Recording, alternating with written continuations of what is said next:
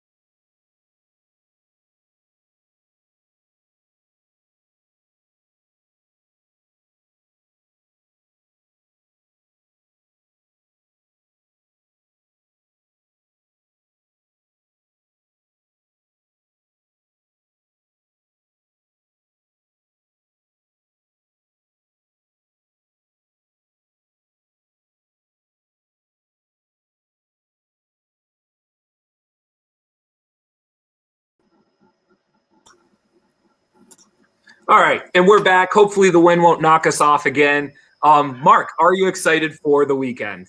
Wind does damage, lots of damage. I am not nearly as excited as you are.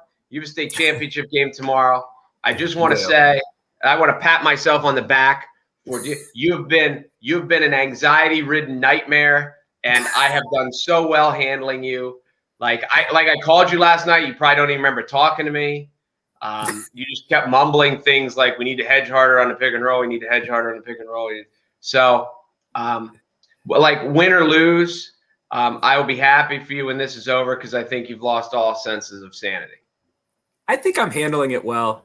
I think I'm balanced enough. I think I've got a handle on it. I have told, and I don't mean to cut you off, but during an intervention, one of the things that the person always says is, I have a handle on it. So the fact that you think you have a handle on it doesn't mean anything.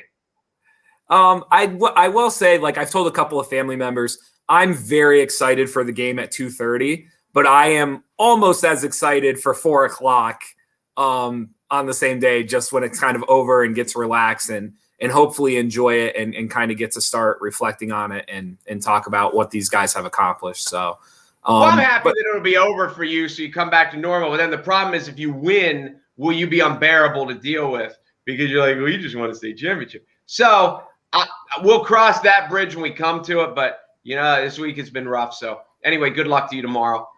It is Friday, and we got Free Money Friday. And I want, you know, last week was great because our pick from Guido the Snitch, the expert, picked North Carolina. And you're a Carolina fan. It's hanging behind. How many did they lose by? 50? It wasn't good. It was bad. So I talked to him about this week. I was like, we'll give him another chance. But I was like, how did he do the rest? He goes, how did he do? How did anyone do? Like, the tournament was crazy. You couldn't. Oral Roberts is still playing. Like, nobody saw any of this coming. So it's like, all right, we'll give him another chance. And there's reason for this. This is important. Whenever I learned this from a guy back when I did radio. It's like, if you have someone picking games, you either want someone who's really, really good at it or really, really bad at it. Because the guy who loses most of the time is just as beneficial to you anyway. So I got him. I was like, tell Guido, give us one. And his pick for this weekend is Syracuse plus 6.5. There have been lots of people riding this Buddy Boeheim orange wave. They got Houston, and the planet Houston, you know, it's just a mid-major. Nobody ever knows. So Guido says Syracuse plus 6.5. I think it's the really late game, one of the two nights. It might be tomorrow. It's the latest game, one of the two nights. Okay. Do you feel good about, like, your Final Four, or has your Final Four been, like, wiped out? Here's why I feel good. I had Illinois winning it. If you watch, they're not winning anything. Right. I had I have Gonzaga making it to the Final Four. I couldn't think of who my other one was. I have Arkansas because I didn't like that bracket. So I have Gonzaga and Arkansas there. Yeah, I love that after you went on this rant for a week about how Gonzaga was no good. Don't pick them. They're not going anywhere. And I love now that's like what you're holding on to is that you had Gonzaga to the Final Four, and that's what's keeping your bracket going. I said they're not going to win. That's what I said. They're not. I don't think I could find anyone to beat them. I don't have my bracket in front of me because I put my bracket away a long time ago. But for obvious reasons, because I had Illinois winning. I think maybe I had Florida State going to the Final Four too. So maybe I had 3 and Illinois. I'd have to look at the bracket again. But no, listen, I know Gonzaga's good. Like Gonzaga's not like the 20th best team in the country, but they do this every year and they're going to lose to somebody. And when they do, I'll say I told you so. I have in my national championship, I had Baylor versus Gonzaga. And I feel really good about it right now. And I actually hope that becomes the game because Baylor's defense against Gonzaga's offense would be fantastic to watch. Since all year, all the pundits have been saying the best 2 teams in the country are Baylor and Gonzaga. You are one gutsy individual for making that your pick. I'm proud of you. You really went out on a limb. Thank you. I'm proud. All right. I'll still say this. Baylor is still one of the best defensive college basketball teams I've ever seen. So even if they don't win it, their defense is incredible. This is a big one for me. Growing up, I was a huge Mighty Ducks fan. They are making their return to Disney Plus with the Mighty Ducks Game Changers, and Gordon Bombay is back, and there are going to be guest appearances from former players who are now grown up. This is a big one for me. Like I'm actually a lot of the stuff they bring back, like they brought Boy Meets World and like other things back. Like I will probably watch this. Yeah, it's interesting that we have like the sequel culture, but then we have they've all grown up culture. It happened with Saved by the Bell. It happened with what's the one that had the Olsen twins? You know what I mean? John Stamos and the Fuller House. Fuller House. Yes, they did it with that too. So because it's so far removed in their coaching and Gordon Bombay is Emilio Estevez, by the way, for all those people who are like, oh, I've never heard of Gordon Bombay. What's funny about this is I just saw the Mighty Ducks for the first time like within the last year. And it was on, and I recorded it, and I was like, one day I was on the exercise bike, and I was like, everyone has seen this movie, so I should probably watch it. And it was fun. It was fun, yes. And the fact that it became what it became, and there's a hockey team named the Ducks now in Anaheim after Disney. So I will probably watch this one too. When I first started teaching, you always have those holiday days or those half days where, you throw something on for the kids and they enjoy it. And I remember I had a group of 7th graders. This was like 5 years ago. And I had a group of 7th graders and I gave them like 3 options. And one of them was the Mighty Ducks. And like 5 kids raised their hand. And I called on one and they said, what's the Mighty Ducks? And like, I had this moment of like, oh my God, I'm so old, because I was still in the mindset that like everybody under, the age of 15 knew what the Mighty Ducks were. But the good news was it held up. Like the kids loved it. 20 years removed from when it was first released, it does hold up because a lot of those younger cheesy comedies, like I saw Rookie of the Year. Do you remember Rookie of the Year where the kid breaks his arm and he ends up playing for the Cubs? It doesn't hold up very well, like when you rewatch it. Not that it was ever like a great movie, but this is like the original Mighty Ducks in like D2 and D3. They kind of hold up. Like when you watch them, like they're still enjoyable. Well, now my other question is I want to know what the other 2 choices were. And was one of them Sweet Home Alabama? Well, once the kids said that what were the Mighty Ducks, there was no longer a choice. I was now educating them on the history of movies, and we watched the Mighty Ducks. Did you watch all of them? We eventually did throughout the school year. Like we started with the original, and then we went to D2 the next time, and then so by the end of the school year, they had seen all the Mighty Ducks, and I have never felt more accomplished as a teacher. I'm picturing your classroom, and I'm seeing School of Rock. How far off am I? you're not far off from the idea of like freedom of exploration. The freedom of exploration in my classroom was extremely high. As long as you were interested in something and you were diving into it, good, read about it, write about it. Like as long as you were reading and writing, I really didn't care what you were reading and writing about. I just wanted you to be doing it. So yeah, the freedom of exploration was very similar to School of Rock. Which explains why you're no longer teaching, and neither is Jack Black. So, all right. Yes. So let's spin the wheel. We have, as always, we have some great new sponsors. You saw earlier, we had the Buffalo Wild Wings logo up.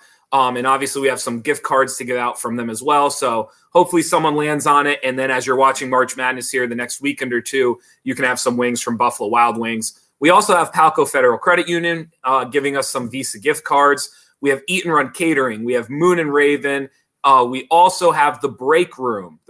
So I'll tell you what, depending on what happens Saturday, I might need to make a trip to the break room sooner rather than later to blow off some steam. So be sure to check out the break room. We also have cash prizes. We've got a $20 cash prize, and we have the jackpot. And I ask you every day, what are we up to on the jackpot?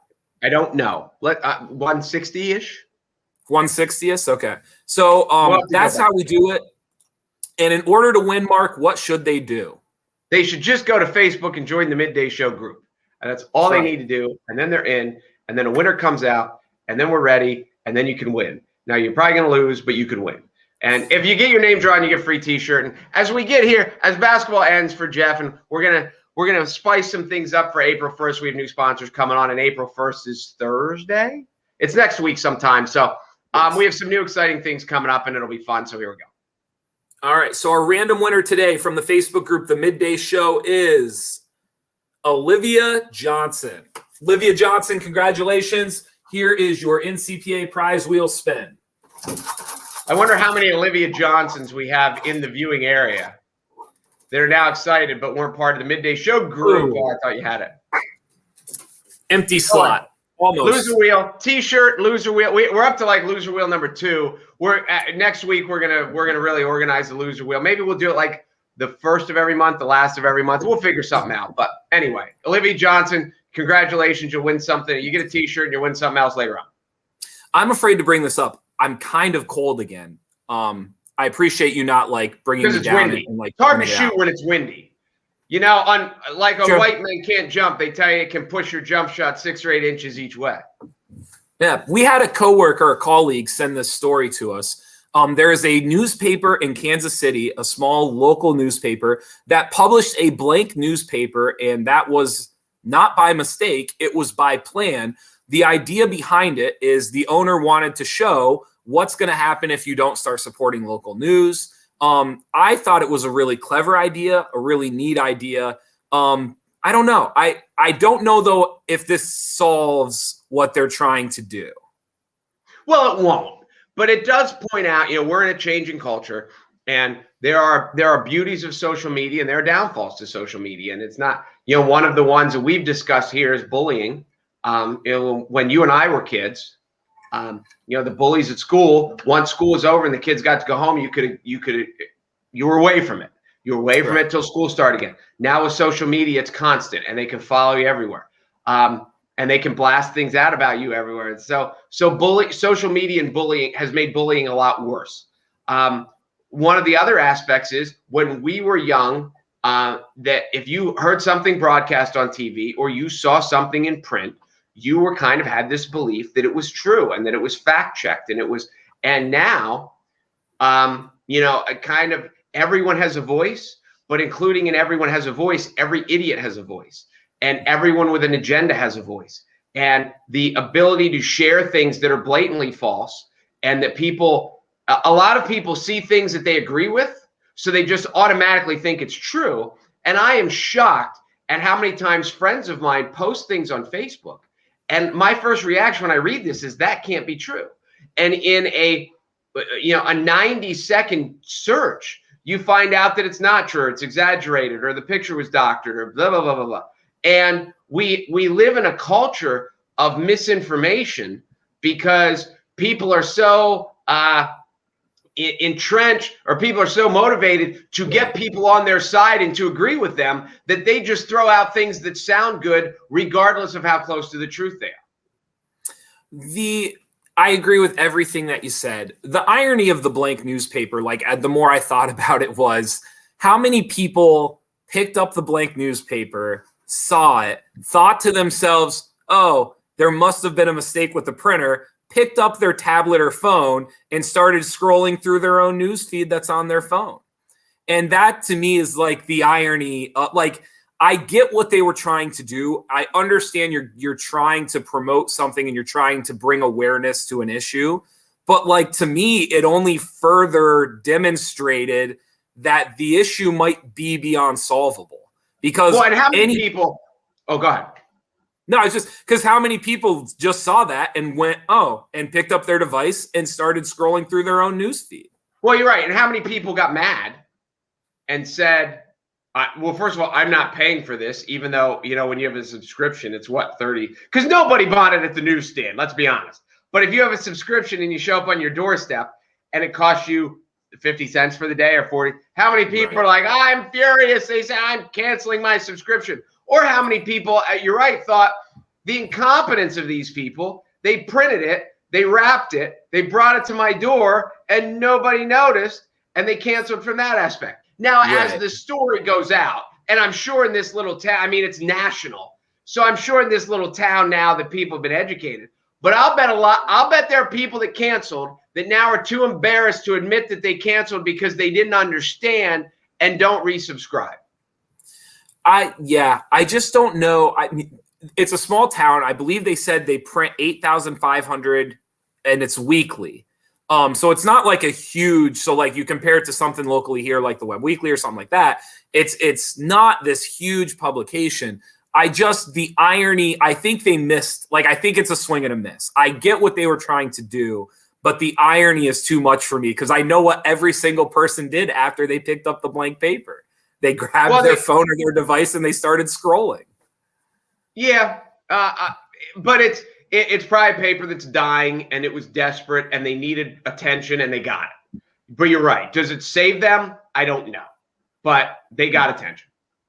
Yeah, I don't know if it did or not. So $1.6 billion lawsuit, and that is billion with a B. That is what's happening with Fox News. They are being sued by Dominion Voting Systems for defamation. There's a lot of different ways to kind of to go off of this and bridge, the connections. I will say this, 1.6 billion. I'm not implying that they will get it. I'm not implying that that's how much it should be, but 1.6 billion is a lot. Like when you ask for 1.6 billion, you better be coming correctly if you expect it to actually happen or to be taken seriously. Well, yeah, I mean, I can't believe they just pulled that number out, although maybe they do. I don't even know. I don't even know how these hearings work. I know how baseball arbitration hearings work, but I don't know how this works. So right. But from one aspect, they have to prove that Fox News had no evidence. So now Fox News is going to have to prove that they had evidence, I would suspect. But then they're going to have to prove that, like, even if Fox News had no evidence, if there's no financial damage, like, they're going to have to show financial reports and say, this is where we're losing money, or this is where, as you had said before we went on, this is where we had to spend money defending ourselves against these false accusations. I don't know. It is a fallout of kind of what we just talked about with news. We have got to a point in our culture where people can just spout things. And if you don't like what you hear, if it disagrees with your point of view, it can't possibly be true. It's just fake news. Or if an election doesn't go your way, then it was rigged. In 2016, the Russians tampered with it, and that's why Trump won. In 2020, Dominion was part of it, and the voting fraud was. And we've got to a point where there's just kind of an excuse for everything, and there's legal. If you do damage to another business by saying this stuff, it doesn't matter if you and I sit here and say, well, this happened or this happened.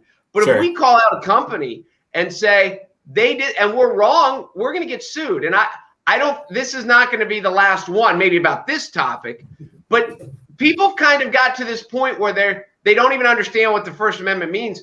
And they're like, yeah, I can say whatever I want. No, you can't. You can break laws. You can be sued. You can criticize the government. That's what the First Amendment says. They can't throw you in jail for it. But there's lots of things that you can say that break the law. So people, and that's what we've got to this point. I can say it because I'm protected by the First Amendment. Fox News said Dominion was involved in some fraud with the election, and Dominion suing them. And it'll be interesting to see how it turns out. The word, like, the more I thought about it, and as we were talking beforehand, the word that kept coming to my mind was speculation. Because I don't, like, to me, what Fox News, and this isn't like whether you believe the election was rigged or not, I'm just putting myself in the shoes of like what's going to have to happen for Fox News to win or Fox News to lose this lawsuit. I think that speculation in news, it's going to be hard for Dominion to show proof. There's going to be so many times where Fox News is going to be able to say like it was speculative reporting, right? Like, we were just giving people what we knew. And if they ended up taking the angle that we took, that is the viewer's responsibility. And the viewer speculated the same thing that we did. And I think that's what it's going to come down to is how much are you responsible when you speculate something or when you are kind of leading to the idea that, hey, here's some things we know. And the speculation from our point of view would say, Dominion rigged it. And I don't know if you're Dominion or in the court of law, like, I don't know how you prove the difference between speculative reporting and actually like factual reporting, because that's what news has become. Like, it's so opinion based. How are you in the court of law going to decide, well, this was when a news organization was actually giving factual information, and this is when a news organization was actually giving opinion or speculating something. And I think that's going to be the tie up. Like, I don't know how you decide that. Yeah, that's true. And then do the news organizations come out and say, we're not reporting facts, we have become an opinion show? Yeah, that is interesting. I mean, obviously, if they print on the screen, Dominion rigs election, then there's because it's the whole thing with slander and libel. There's certain things you just can't say and say, well, that's just my opinion. If you say something that's, if you go say some high-ranking official and say that they're racist, you're going to get slandered unless you can prove that they have done things that were racially motivated in their life. And you can't just turn around and say, well, that's my opinion. So I'm covered by the First Amendment because it's my opinion. So it is going to be fascinating to go all the way back into what the First Amendment handles, what as a TV show, what are their obligations, and what are they allowed to say and what are they not, and what do they have to back up? And because that becomes a dangerous world too. If the news can say whatever they want and not have to back it up and just turn back around at the end and say, well, that was just our opinion or that's what we heard. I think they have to disclose that this is because, like, we've always talked about this at NCPA. Like, you take places like ESPN, they talk about trade rumors all the time. Supposedly, this guy's getting moved to this, or by the deadline, this guy's going to get moved, and it's all speculative. But they treat it as speculative until it happens. So it is fascinating. Yeah, and the 1.6 billion is kind of. I'm not implying that the 1.6 billion is a random number. I think what 1.6 billion does is it makes it a story. Like, we're talking about it, other news outlets are talking about it. But I do think like 1.6 billion also makes it very difficult to win, like to declare victory. I have to wonder, like, if they said 200 million, were they more likely to win this lawsuit? I would say yes. But does it make the same amount of news? Does it make the same amount of, like, is Dominion in the headline and is Dominion getting what they feel is like justification in the court of public opinion? So what was the number in order to get it out there and try to win the court of public opinion? The number is really, like, I would have loved to have been a fly on the wall when they were trying to decide this number. I'm not saying there's not math behind it, but I would imagine the majority of the conversation went along the lines of like, what is the number that we think we can still win? It's not like completely outrageous, but we're also like in the front of the news. And I would have loved to have been a fly on the wall in that conversation and how they came up with 1.6 billion. That is interesting. And how much of it, as you just kind of implied, how much of it is a publicity stunt for marketing so Dominion gets talked about? Again, like I know in baseball arbitrations, how they used to do it, they pick the midpoint. So like in 1.6 billion to zero, they would pick a midpoint of 800 million. You present your case, you present one other case. And if you're on the other side of the midpoint, you win. If you're on the lower side of the midpoint, you go back to, I don't even know how it works, but there's also the other aspect of like if you've ever had a girlfriend that was like this, that like she just can't say I'm really mad at you, like she has to tell you how mad, and it's like you're the worst boyfriend ever, and this person and I would ever do this and so maybe Dominion's like, listen, if we don't pick an outrage, we're not 200 million mad. We're not 500. We are 1.6. This shows us how offended we are that you said we rigged it, because it's their job to make election thingies. And you said we rigged it. So like it's I don't know. There is a lot of interesting angles to come about it, but Fox News sued for 1.6 billion. Yeah, I'm really curious to see how this plays out. Thank you guys for watching the Midday Show. Thanks for hanging out with us. Again, join the Facebook group, The Midday Show. You're automatically entered for a chance to have your name drawn, and then we'll spin the wheel for you if you're lucky enough to be picked. We got some new sponsors coming up. Well, I was just going to say thank you for putting up with Jeff through this last week or so, and he's just been unbearable. Unbearable. I can't get my leg to stop shaking. We have new sponsors coming up, some new ideas coming up, some new segments. We're hoping to have some people on, some interviews, things like that. So stay with us, share, help us promote it, help us grow the group, and we'll be back next week, and we'll keep this thing rolling. Win or lose, will you be back next week? Win or lose, I will be back next week with a smile on my face. Will you? Okay. Maybe tears of joy, tears of sorrow. There will be tears one way or the other on Monday. The worst part isn't winning or losing. The worst part, and this will be the corniest thing I ever say to you, the worst part is no matter what, it's over Saturday at 4:00. And that is the worst part. No. See, let me help you with your corny statement. The part of the best part is it's over Saturday at 4:00. But for those kids that you'll never get to coach again. Right. That's the finality of it with a certain group, like the sophomores, juniors, whatever. Like you don't look at them and cry at 4:00 on Saturday.